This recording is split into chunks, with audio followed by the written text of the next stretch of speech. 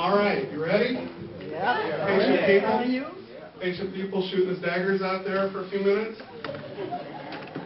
For the first time, welcome to Monroe County's 26th annual Black History Month Blues Series.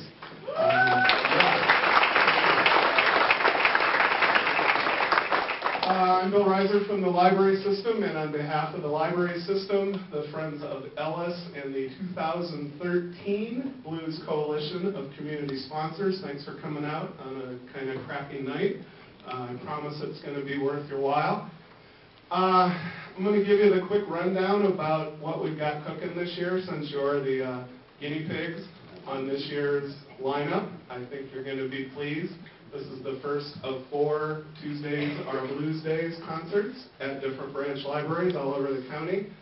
Part of the thinking behind this year, which is probably giving myself too much credit, last year was kind of the anniversary homecoming year, and just about everybody who came to town was alumni. So it washed over me a couple times that I was basically hanging out with my friends for a month, which was very cool, and you all seemed to like it, but it wasn't particularly challenging for me, and I like to challenge myself. So we've got some new folks coming in this month, some of the rising stars of the blues world, starting next Tuesday night with a fella from Canada named J.W. Jones. He's a hot stuff guitarist. Linda Yon vouches for him. He's going to be bringing his power trio. I don't think they quite know what they're getting into in terms of playing in the children's room at our Carlton branch, but don't tell them. The next week, the Mystery Train moves downtown to Dorsch with another up-and-coming hot stuff guitarist, Damon Fowler, from the Tampa, Florida area. There are people walking around the building looking in, trying to figure out how to get in here. Don't tell them. I guess I'll keep talking for a while.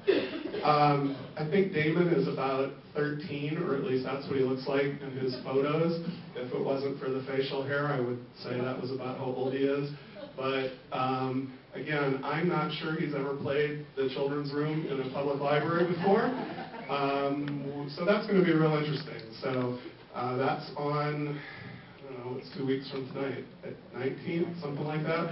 I do have propaganda on the back counter back there by Skeeto if you want to be my street team and grab flyers and some posters and put them up wherever I haven't done it yet. I'd appreciate that. After Damon Fowler leaves town, we do this little thing on the last Saturday of February called the Big Gig you might have heard of.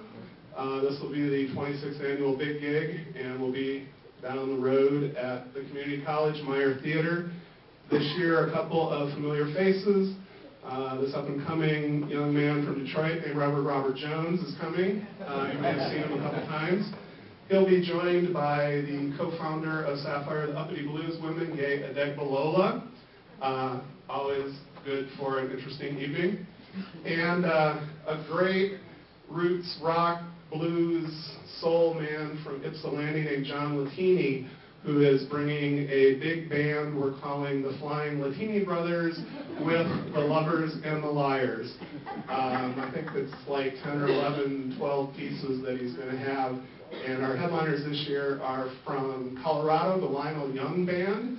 Lionel and his band are the first folks that have won both the solo and group International Blues Challenge over the years. Lionel won it as a solo act and then went back a couple of years later and won it with the group. They are hot stuff. They also have a couple horn players. Forgive me, I've been saying this is going to be the horniest big gig to date. Sorry, little ones. That means clean up your room, little guys. So that's a big gig. Get there early, should be fun. And then we're wrapping it up on the 26th, the Tuesday after the big gig. We'll be down at Bedford with Cincinnati Boogie Woogie piano master Ricky Nye.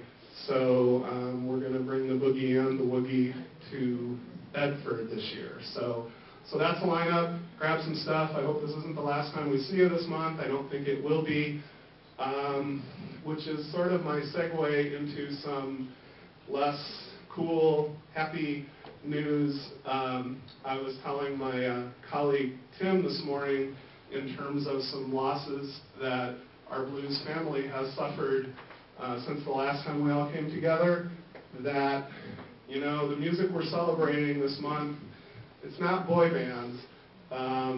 You know, we're going to face some real stuff when it comes to the folks who come to town. So you probably all know that our dear friend Ann Rapson passed away last week.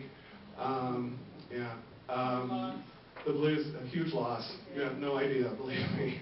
And I'm going to button this up, or I'm going to start blubbering. But, you know, we also lost Eddie Burns, a great Detroit blues man, since the last time we met. And I actually just figured out this morning that a fellow named Richard Smith, that I know my buddy Tim McGorry remembers, he actually performed with Robert Jones at one of the big concerts before the big concert was a big gig. Kind of little guy, guitar player, great vocalist, great guitar player. We also lost him. So, you know, we're here to celebrate another friend, great musician that we've lost, and this is about the best you're going to get out of me this month, and you may hear it more than once, but when it comes to these enormous losses, if I'm here and you're all here, they're here. So we're going to celebrate them, we're going to remember them, we're never going to forget them. And it starts this evening with this program devoted to another great, great musician, and even more important, a great man, Johnnie Bassett. So I'm going to turn this over to somebody we've been trying to get down here for a while, and she said, let me wait until the weather clears up.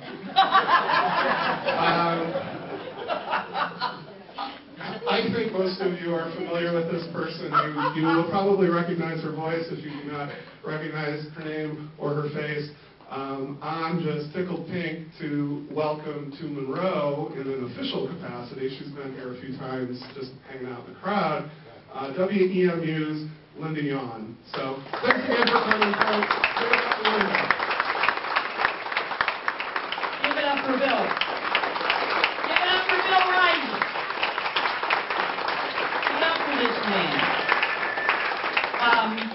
You know, how many of you have read the book, The Tipping Point? Anybody read The Tipping Point here? Okay, I'm a reader. And I love libraries.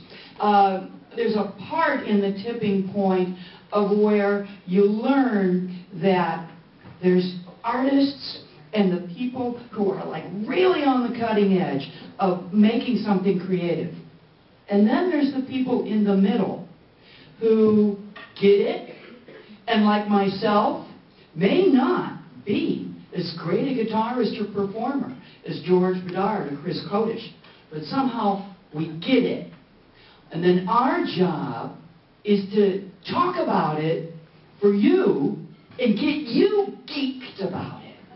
That is our job, to be part of The Tipping Point. And this man does it for Monroe. This man has been recognized with a Keeping the Blues Alive Award for his work here in libraries in Monroe, Michigan. So give it up again. Give it up. Really good to be here. Really good to be here. Talking with Wendy, George Bedard's partner here, and she said, how was your day? And I said, ooh, it was stressful. And I know that Pat Prouty has been through some stressful times, too. You want to know something? Listening to music helps you ease that stress. It just washes away all that crap. So, in an hour and a half or so, in what we see visually of Johnnie Bassett in performance and what we hear from Chris Codish, that stress will be gone. And we'll be able to drive home comfortably, feeling great, and have a wonderful day tomorrow. I cannot tell you how many times listening to Johnnie Bassett just eased it. Whatever the hell was going on with my crazy, stupid mind, Johnny's music just said, come on, baby. Get with it. Girl, move your hand. So, with that in mind, I think we are ready for a fantastic tribute to a really fantastic gentleman, old school performer, consummate professional. And I could go on, right, Chris? Chris Codish at the piano with all of his footage and whatever you're going to say. Skeeto Valdez on drums. Prouty on bass. And we will welcome someone who's just as clean and gentlemanly and wonderful and professional on guitar, George Bedard. Let's have fun. Very young, ladies and gentlemen. Well, it's true. I'd just like to say a few things before we get into this. Bill had asked me about doing this, and it took me, actually I was a little reluctant at first, to tell you all the truth, because I was really hit when Johnny passed away on August 4th. It was really unexpected.